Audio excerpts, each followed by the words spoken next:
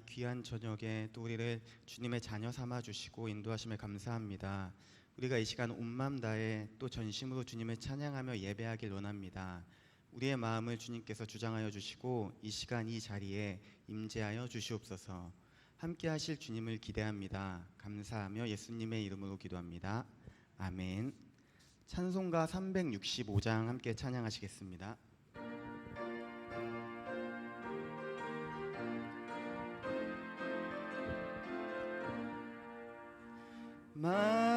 마음속에 근심 있는 사람 주 예수 앞에 다 되어라. 슬픈 마음 있을 때라도 주 예수께 2절 찬양합니다. 눈물 나며 깊은 한숨 쉴 때 주 예수 앞에 다 되어라. 은밀한 죄 내게 있더라도 주 예수께 아뢰라. 주 예수 앞에 다 되어라. 주 우리의 친구님. 무엇이나 근심하지 말고 주 예수께 아뢰라. 괴로움과 두려움 있을 때 주 예수 앞에 다 되어라. 내일 일을 염려하지 말고 주 예수께 4절 찬양합니다. 죽음 앞에 겁을 내는 자여 주 예수 앞에 다 되어라. 하늘나라 바라보는 자여 주 예수께 아뢰라. 주 예수 앞에 다 되어라. 주 우리의 친구님. 무엇이나 근심하지 말고 주 예수께 주 예수 앞에 다 되어라. 주 예수 앞에 다 되어라. 주 우리의 친구님. 무엇이나 근심하지 말고 주 예수께 아뢰라. 아멘. 찬송가 338장 함께 찬양하시겠습니다.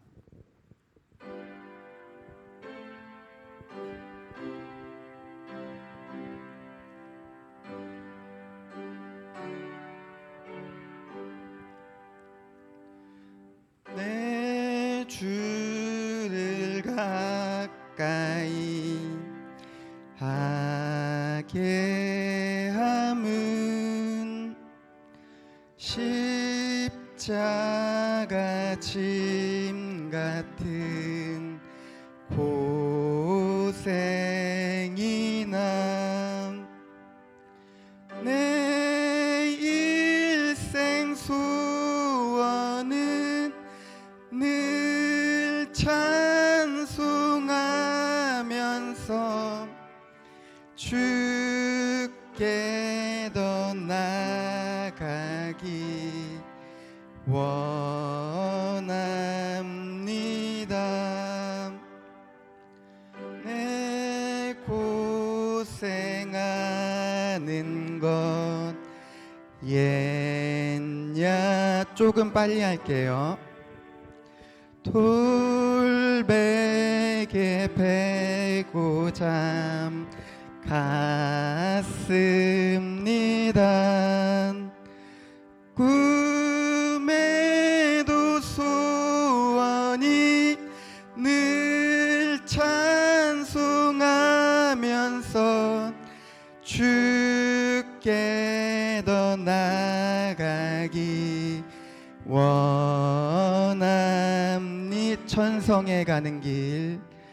천성에 가는 길 험하여도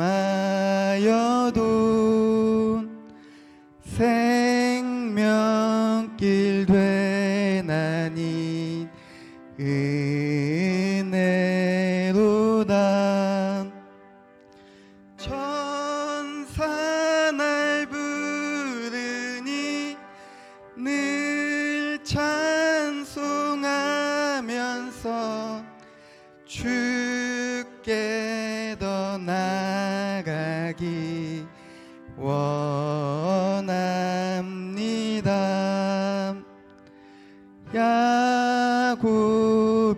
참깨연 일어나 눈 돌단을 쌓은 것 본받아선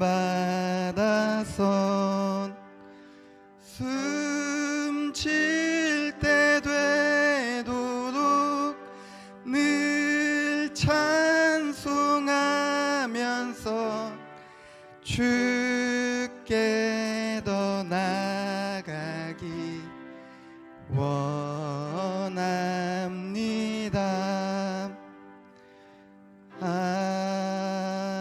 아멘. 이 시간 우리가 예배를 위해 또 설교를 하시는 전도사님을 위해 잠시 기도하며 나아가길 원합니다. 함께 기도하시겠습니다.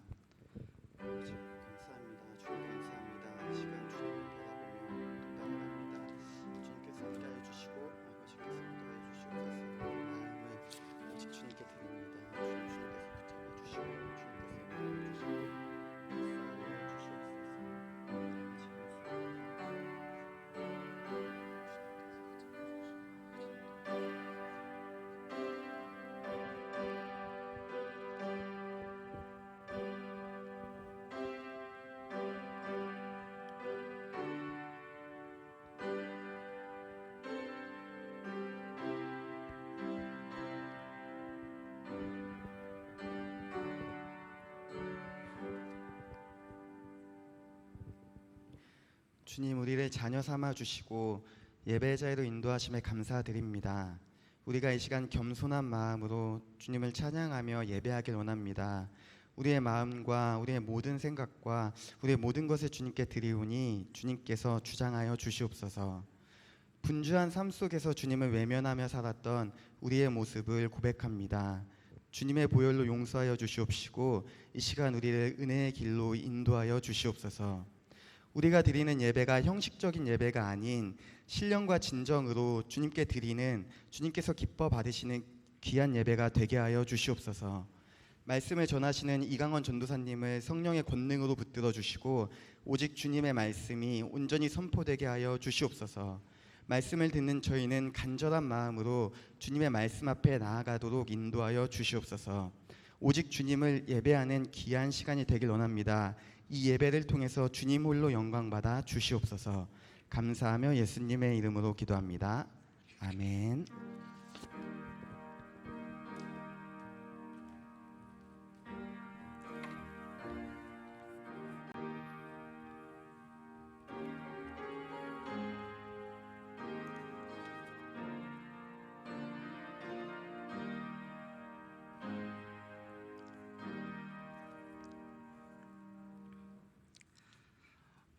오늘 하나님께서 우리에게 주시는 말씀은 사도행전 16장 16절에서 34절까지의 말씀입니다. 함께 교독하시겠습니다.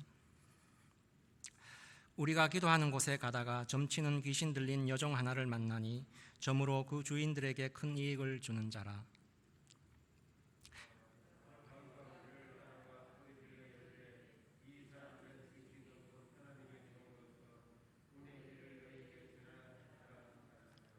이같이 여러 날을 하는지라 바울이 심히 괴로워하여 돌이켜 그 귀신에게 이르되 예수 그리스도의 이름으로 내가 네게 명하노니 그에게서 나오라 하니 귀신이 즉시 나오니라.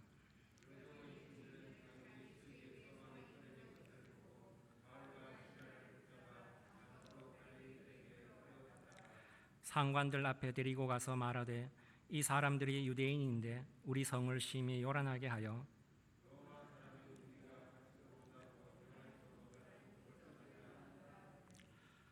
무리가 일제히 일어나 고발하니 상관들이 옷을 찢어 벗기고 매로 치라 하여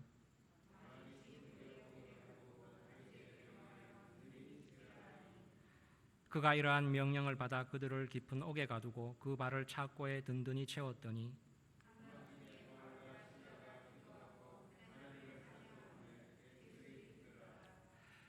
이에 갑자기 큰 지진이 나서 옥터가 움직이고 문이 곧 다 열리며 모든 사람의 매인 것이 다 벗어진지라.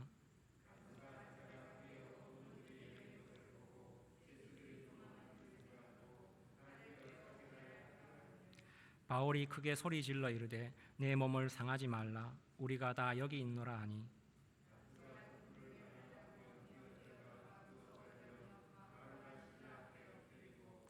그들을 데리고 나가 이르되 선생들이여 내가 어떻게 하여야 구원을 받으리이까 하거늘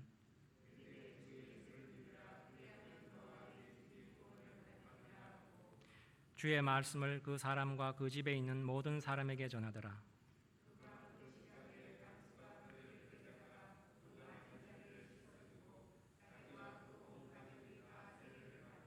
다 함께 봉독하시겠습니다. 그들을 데리고 자기 집에 올라가서 음식을 차려주고 그와 온 집안이 하나님을 믿음으로 크게 기뻐하니라. 아멘.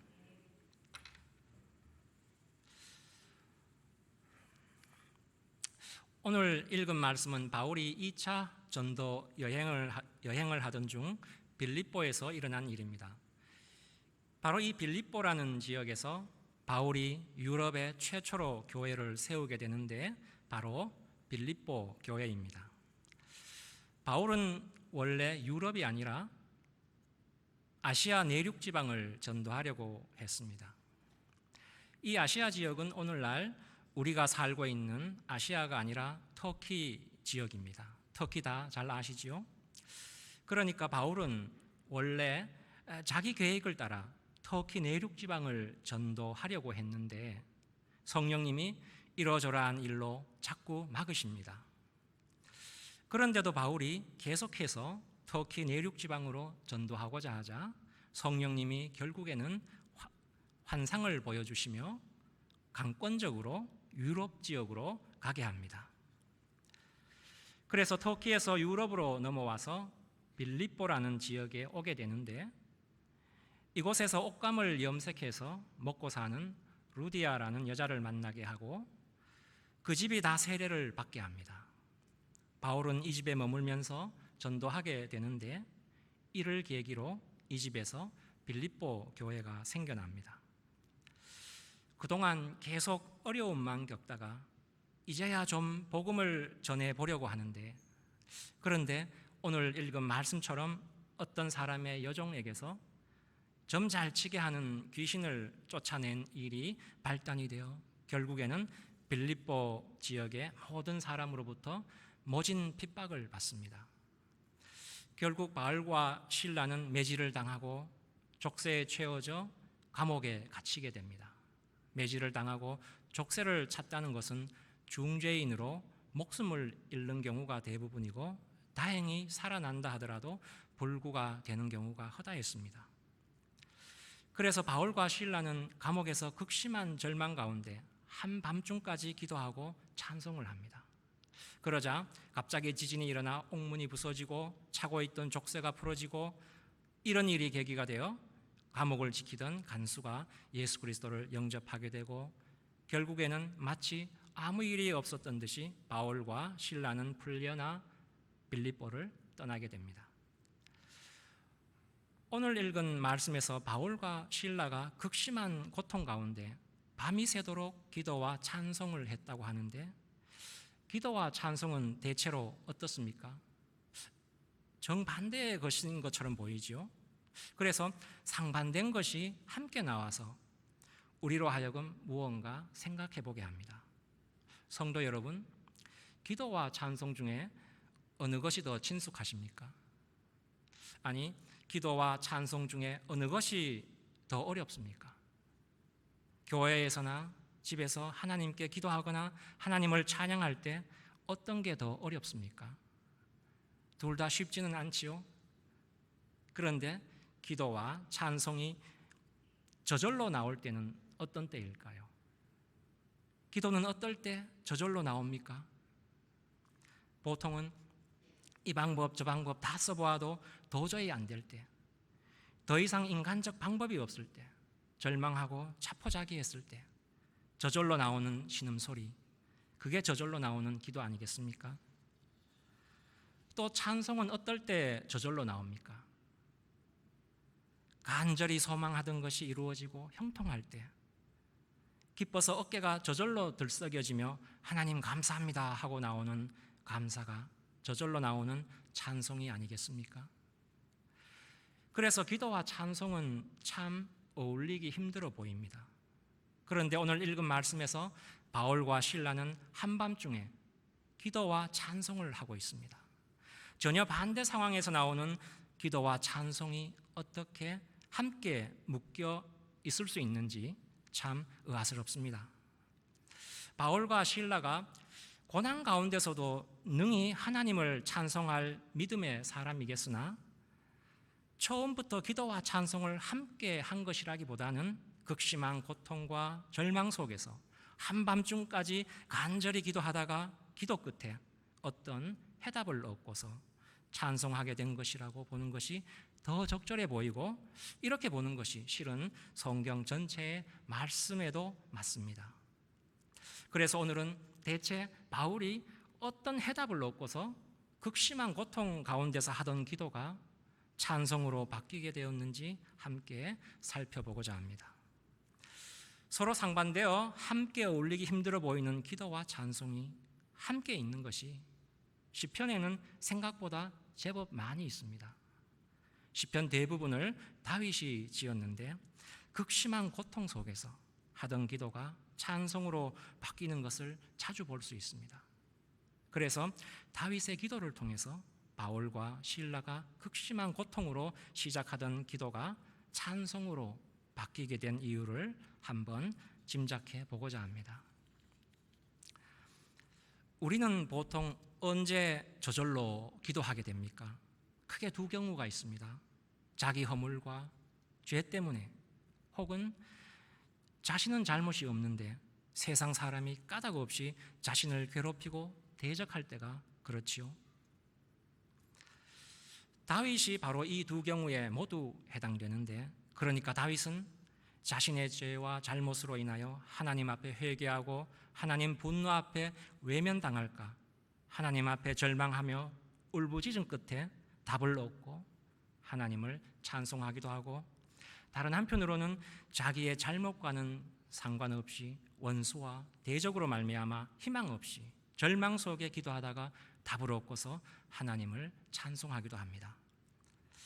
우리가 잘 알고 있듯이 다윗은 부하 장수 우리아의 아내 밧세바와 간통을 합니다. 잘 알지요? 들킬까 싶어 밧세바의 남편 우리아를 치열한 전쟁터에 내보내 간교하고도 교묘한 방법으로 죽게 합니다. 이렇게 다윗과 밧세바가 간통해서 낳은 아이가 있는데 태어난 지 7일 만에 죽습니다. 아이가 죽기 전까지 다윗은 금식하고 애통해하며 온종일 땅에 얼굴을 대고 괴로움에 젖어 간절히 기도합니다. 그런데 아이가 죽자 다윗은 얼굴에서 근심도 사라지고 밥도 잘 먹습니다. 하도 이상해서 신하가 물어봅니다. 아이가 살았을 때는 금식하고 애통해하더니 아이가 죽자 밥도 먹고 애통한 빛도 사라졌으니 어째서 그렇습니까? 하고 물으니 다윗의 대답이, 아이가 살았을 때 내가 금식하고 운 것은 혹시 여호와께서 나를 불쌍히 여기사 아이를 살려주실는지 누가 알까 생각함이거니와 지금은 죽었으니 내가 어찌 금식하랴? 내가 다시 돌아오게 할 수 있느냐? 나는 그에게로 가려니와 그는 내게로 돌아오지 아니하리라 하고 다시 마음에 근심이 사라지고 평안을 얻습니다. 다윗이 원하는 방식으로 응답을 받은 것은 아니지만 하나님의 방식으로 다윗의 기도에 하나님이 응답하셨기에 다윗이 파렴치한 죄를 지었음에도 불구하고 위로와 평안을 얻은 것 아니겠습니까? 이 일 때문에 지은 시인지는 알 수 없지만 이때 다윗의 심정을 짐작해 해주는 시편이 있습니다. 바로 시편 6편인데 자기의 죄로 인해 하나님께 외면당할까 불안과 절망 속에 두려워 떨며 하나님을 찾는 것으로 시작하고 있습니다. 6장 1절에서 9절까지를 몇 절을 생략하면서 읽어보겠습니다. 여호와여, 주의 분노로 나를 책망하지 마시오며 주의 진노로 나를 징계하지 마옵소서. 여호와여, 내가 수척하였사오니 내게 은혜를 베푸소서. 여호와여, 나의 뼈가 떨리오니 나를 고치소서. 나의 영혼도 매우 떨리나이다. 여호와여, 어느 때까지니까? 내가 탄식함으로 피곤하여 밤마다 눈물로 내 침상을 띄우며 내 요를 적시나이다. 그리고 마지막 부분인 9절에 가서 이렇게 말합니다. 여호와께서 내 간구를 들으셨으며 여호와께서 내 기도를 받으시리로다. 이렇게 찬송으로 끝맺고 있는데 자기의 허물과 죄 때문에 하나님이 나를 돌아보지 않고 팽개치고 잊어버리실지 모른다는 그런 불안감으로 시작된 기도로 들어가서 결국에는 무엇을 깨닫느냐 하면 하나님이 언제는 내가 잘나서 내 기도를 들었더란 말이냐. 하나님이 당신의 인자하심과 성실하심과 무궁하신 능력과 사랑으로 인해 나를 편들어 주었지 언제 내가 편들만 해서 편들었고 내가 상 받을만 해서 상 주었던가. 이것을 깨우칩니다. 내가 지금 잘못했지만 내가 잘못한 것 가지고 하나님이 나를 버리는 것으로 끝내는 분이 아님을 깨닫습니다. 그래서 뉘우침과 절망으로 시작했던 다윗의 기도가 끝부분에서 여호와께서 내 간구를 들으셨으며 여호와께서 내 기도를 받으시리로다 하고 확신에 찬 찬송으로 끝나고 있는데 기도가 찬송으로 변해가는 그 사이에 일어난 다윗의 심경 변화를 이렇게 짐작해 볼 수 있습니다. 맞습니다. 하나님은 자기를 찾는 자에게 얼굴을 돌리고 외면하지 않고 비천하고 미약하고 가슴 찢고 회개하는 자를 긍휼히 여기시며 범죄하여 방법이 없는 자라 해서 멸시하지 않는 분입니다. 나의 못난 것, 실수한 것, 부끄러운 것을 인하여 나를 외면하지 않는 분임을 압니다. 세상 사람들은 너는 이제 끝장났다 할지 모르지만 하나님은 나를 버리지 않는 분임을 압니다. 아니, 나를 놀리던 자들이 도리어 부끄러움을 당할 것입니다. 내가 하나님 앞에 돌아왔으니 주께서 나를 버리지 않고 다시 영광스럽게 회복하여 줄 것을 믿습니다. 이러한 귀중한 깨달음을 얻고 다윗은 호련히 자신감과 새 힘을 얻습니다. 처절함에 극을 달리던 기도가 찬송으로 바뀐 것입니다. 죄에 대한 뼈저린 회개의 기도가 하나님의 인자하심과 긍휼과 은혜를 찬송하는 노래로 바뀐 것입니다. 바로 이런 데서 전혀 상반된 상황에서 나와야 할 기도와 찬송이 함께 묶여 있는 것을 볼 수 있습니다.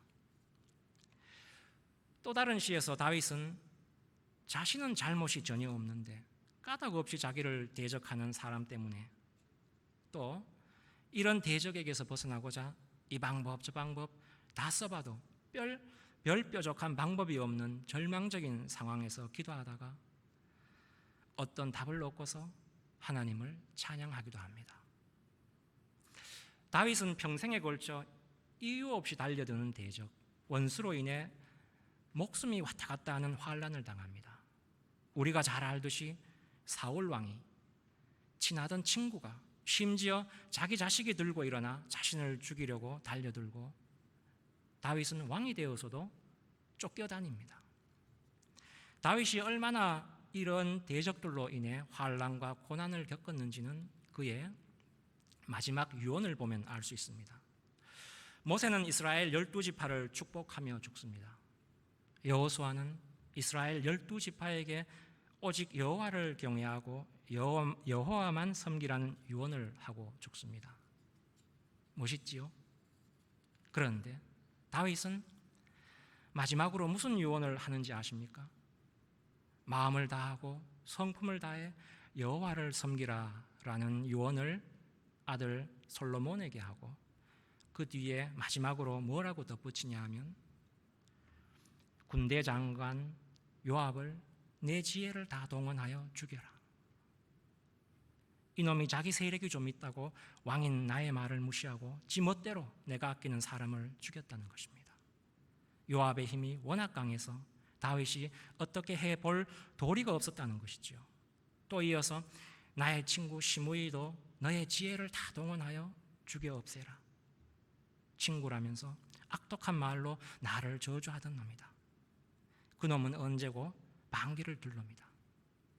이렇게 유언을 마무리합니다. 물론 이게 나라를 안정시키기 위한 후속 조치이겠으나 얼마나 이가 갈리고 원통했으면 이게 마지막 유언이 되었겠습니까? 그만큼 까닭 없이 자신을 죽이고자 하는 대적이 많았고 다윗은 그만큼 원통했던 것입니다. 이런 상황에서 하던 기도가 어떻게 찬송으로 바뀌고 있는지를 시편 144편에서 짐작해 볼 수 있습니다. 시편 143편 3절에서 6절까지를 세 번역으로 읽어보겠습니다. 원수들이 내 목숨을 노리고 뒤쫓아와서 내 생명을 땅에 짓이겨서 죽은 지 오래된 사람처럼 흑암 속에서 묻혀 살게 하였습니다. 내 기력은 약해지고 놀란 심장은 박동조차 멎어버렸습니다. 내가 옛날을 기억하고 주의 그 모든 행적을 돌이켜보며 주께서 손수 이루신 일들을 깊이 깊이 생각합니다. 내가 주님을 바라보며 내 두 손을 펴들고 기도합니다.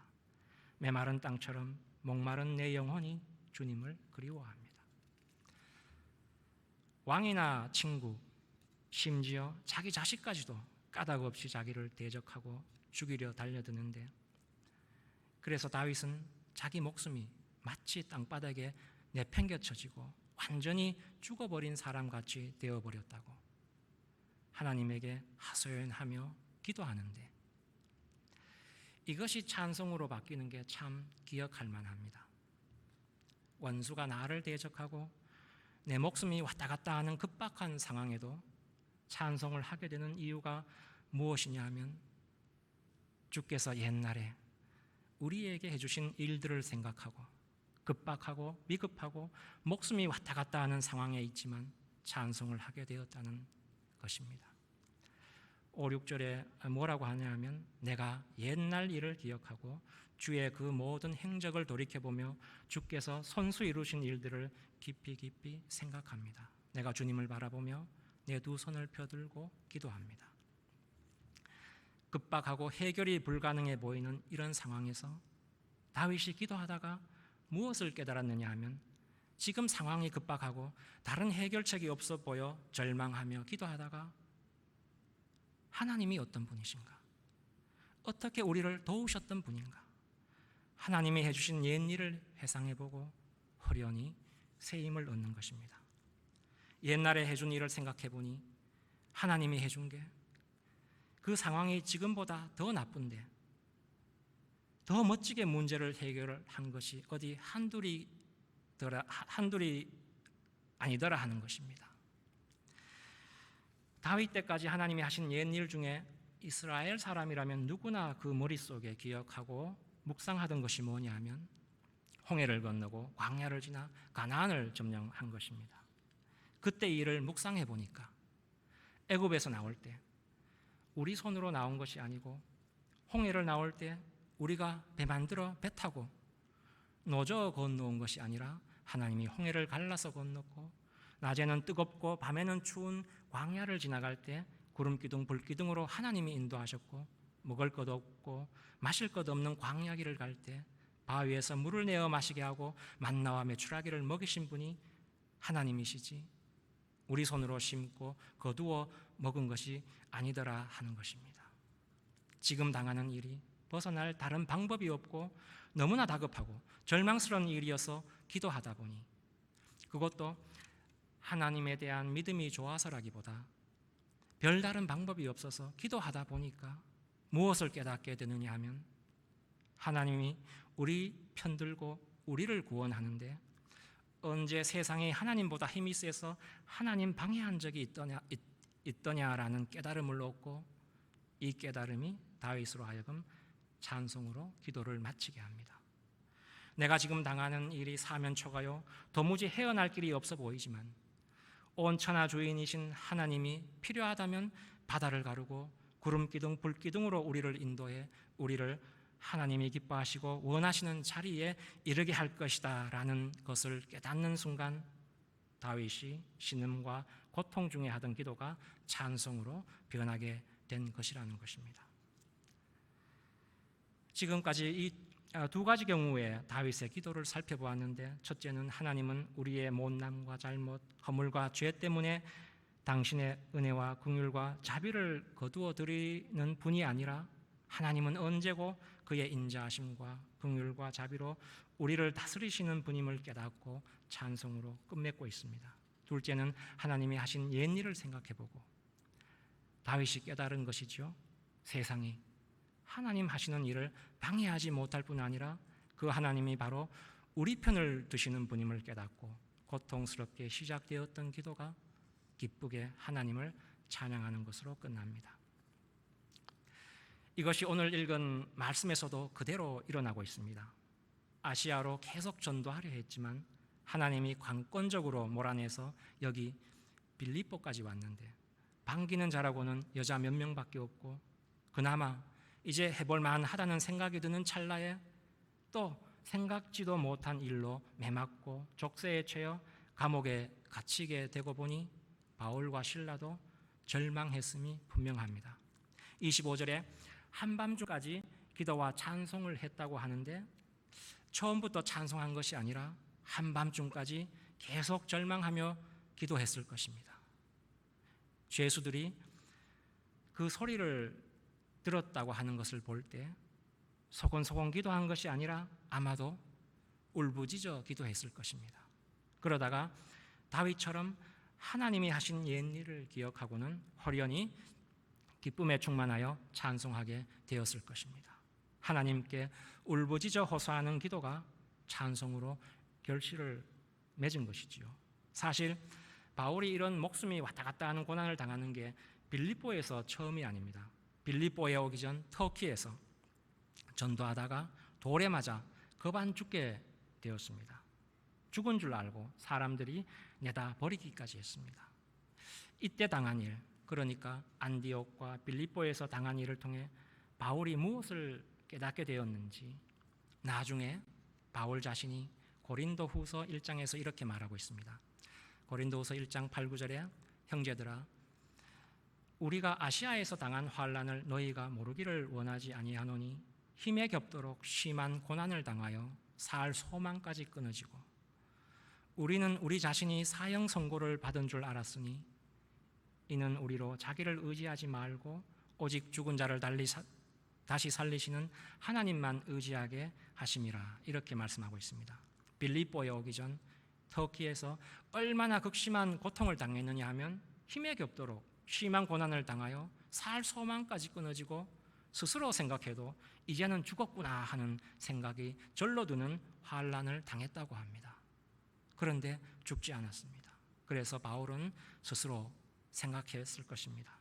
하나님이 왜 하나님 일하는 우리에게 이런 환난, 그것도 목숨이 붙었다 떨어졌다 하는 환난을 당케 하시는가? 기도 중에 그가 얻은 결론은 뭐냐면 방금 읽은 말씀이 뭐라고 합니까?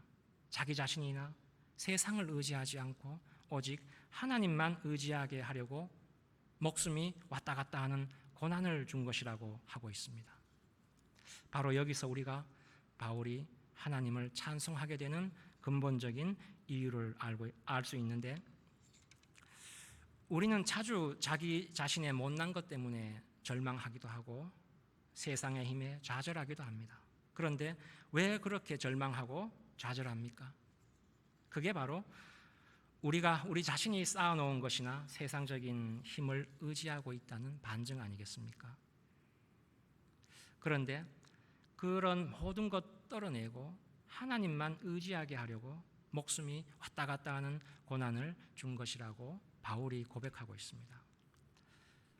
바울과 실라에게 일어난 일, 그러니까 전도할 대상도 없고 자기가 겪는 고통을 하소연할 대상도 없고 그래서 오직 하나님께 기도하는 것 외에는 다른 방도가 없는 이게 실은 바울과 실라에게는 바울이 바울 되게 하고 실라가 실라 되게 하는 얼마나 멋지고 복된 일이냐 하는 것입니다. 이제 죽었다. 사형 선고를 받은 것이나 다름없다라고 생각하자 누구에게밖에 호소할 수 없게 되냐 하면 하나님밖에 호소할 데가 없게 된 것입니다. 이것을 통해 무엇을 알게 되었냐 하면 하나님으로만 힘을 삼아야 됨을 알게 되었다는 것입니다. 감옥에 갇히자 매맞고 손발 묶이고 나니 할 수 있는 게 뭐밖에 할 게 없게 되었습니까? 기도밖에 할 게 없게 되었습니다. 뒤집어 말하면 이게 무슨 말이냐 하면 세상 사람이 아무리 가두고 때리고 사람 못 만나게 막고 그래도 막을 수 없는 것, 기도를 막을 방법이 없다는 것입니다. 손발을 묶고 심지어 입을 틀어 막아도 기도를 막을 방법이 없다는 것입니다. 이 얼마나 큰 비밀이고 신자들이 맨 처음 알아야 될 것이겠습니까? 그리고 그 기도를 통해 무엇을 알게 됩니까? 하나님 하시는 일을 세상이 방해하지 못하고 심지어 자신의 잘못과 죄악조차도 하나님이 하시고자 하는 일을 꺾지 못한다는 것입니다. 하나님은 다른 무엇으로도 하나님 일을 방해받지 않는다고 했는데, 이걸 달리 얘기하면 하나님은 우리가 그럴 것이라고 기대하고 예상하는 그런 방법으로 일하지 않는다는 것입니다. 바울은 바나바와 함께 1차 전도 여행을 했는데 그때 실라와 마가복음을 쓴 마가를 데리고 갔습니다.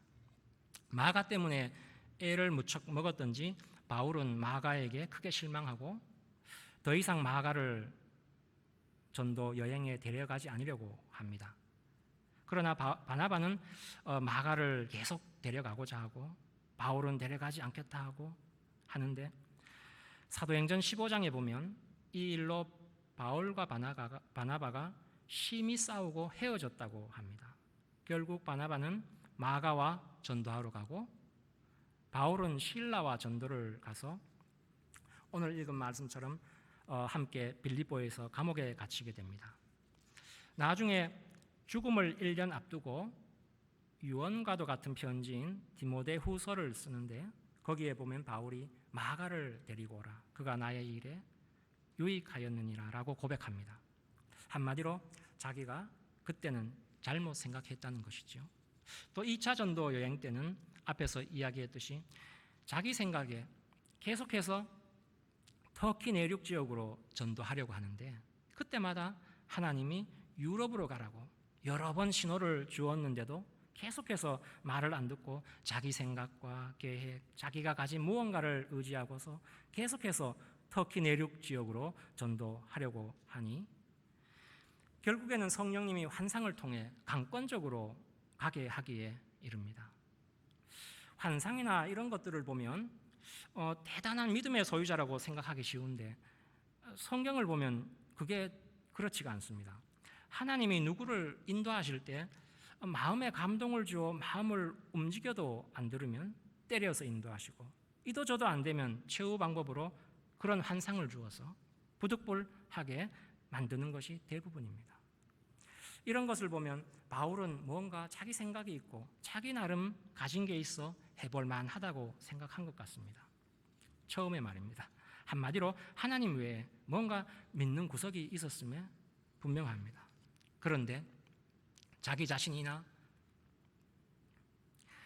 세상을 의지하지 않고 오직 하나님만 의지하게 된 이유가 아시아와 빌립보에서 이제는 살 소망이 없고 영락 없이 죽었구나 할 만큼의 고난을 당하게 되어서야 하나님만 의지하게 되었다고 바울이 고백하고 있는데, 이것을 보면 하나님이 환난과 핍박을 주어서 나의 형편과 세상적 조건에 흔들리지 않고 오직 하나님만 자기의 힘으로 삼는 사람이 되는 것을 하나님이 최우선하는 것임을 볼 수 있습니다.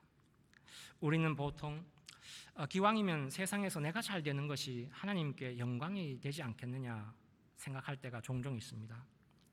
그 대표적인 예로 전도할 때 사회적으로 높은 지위에 있고 부유하고 많이 배운 사람을 전도하면 하나님 하시는 일에 크게 도움이 될 거라고 생각하는 분들이 적지 않은데, 실은 이 사람들은 대접받는 데 익숙해서 많은 경우 하나님 일에 방해되는 경우가 참 많습니다. 자녀가 대학 떨어지거나 사업이 자꾸만 실패해서 믿음이 흔들리는 사람도 있습니다. 그런데 자식이 대학 떨어지고 사업에 실패했다고 해서 하나님이 자식을 통해 하실 일을 방해받지 않고 자녀가 하늘에서 받을 상급에 전혀 영향을 주지 않습니다. 바울이 자기 스스로 죽었구나, 사형 선고를 받은 것과 다름없는 고난 속에서 세상적으로 잘난 것이 하나님 일을 진척시키지도 못하고 세상적 조건이 나쁘다고 해서 하나님 일을 방해하지 못함을 몸으로 배운 것 아니겠습니까? 신자가 세상에서 겪는 좌절과 절망은 실은 신자에게 힘과 능력 주시는 분이 오직 하나님뿐임을 깨닫게 하기 위한 하나님의 은혜의 간섭인 것이지요.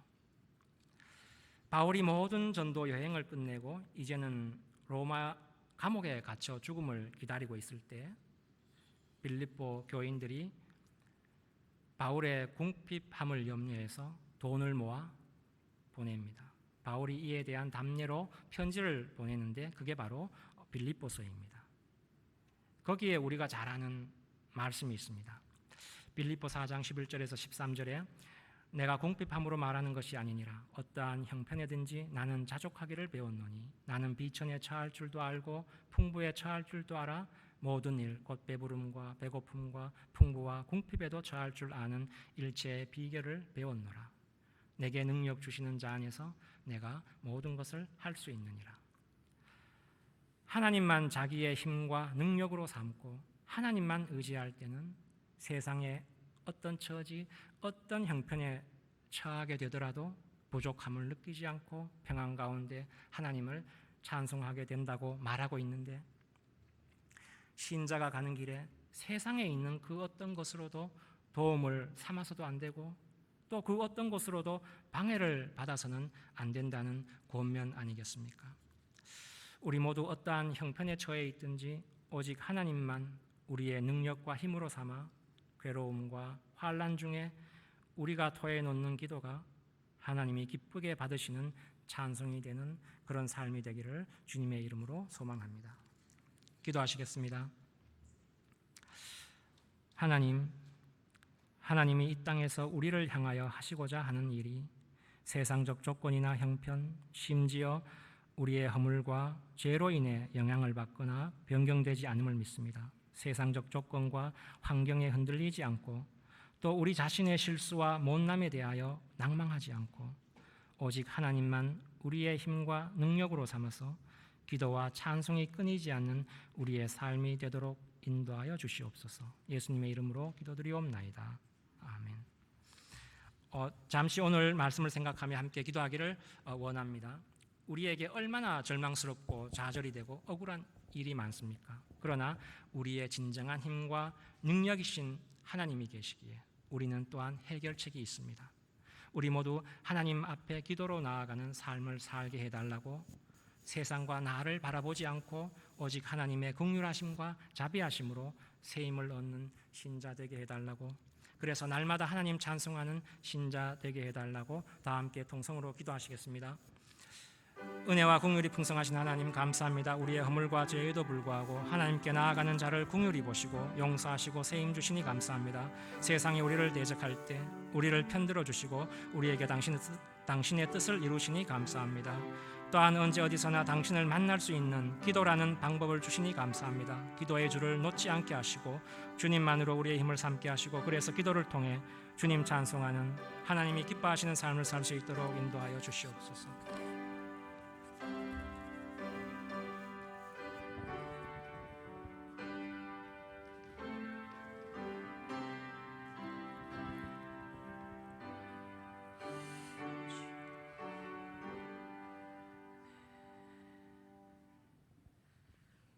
아버지 하나님, 감사합니다. 고난 속에서 주님을 더 알게 하시고 주님만 더 의지하게 하시고 주님 온전히 따르도록 이끌어 주시니 저희를 향하신 주님의 그 풍성하신 지혜와 긍휼과 아름다우신 뜻으로 인해 감사드립니다.